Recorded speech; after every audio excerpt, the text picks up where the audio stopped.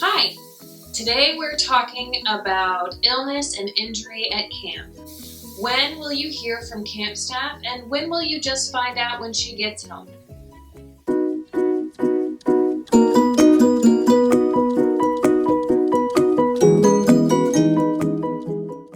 Alright, this is another element of you letting go just a little bit for the week that your Girl Scout is at camp.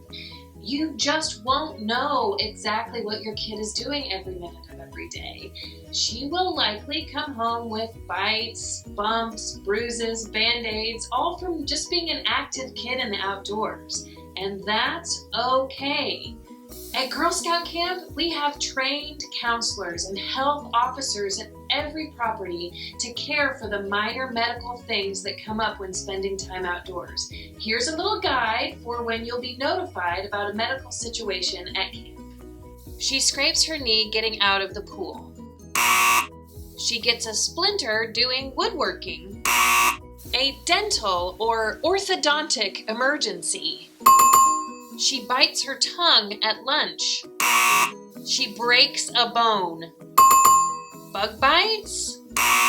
She has a headache or tummy ache that is managed by over-the-counter medicine or resolves on its own.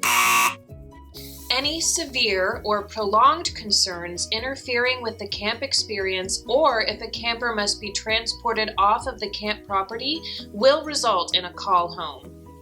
I hope this little checklist helped clarify some things. Of course, there's a lot of things that happen between broken bone and bug bite. What I want you to know is that there are people at camp watching out for the health, safety, and happiness of your camper. Leave her in our hands.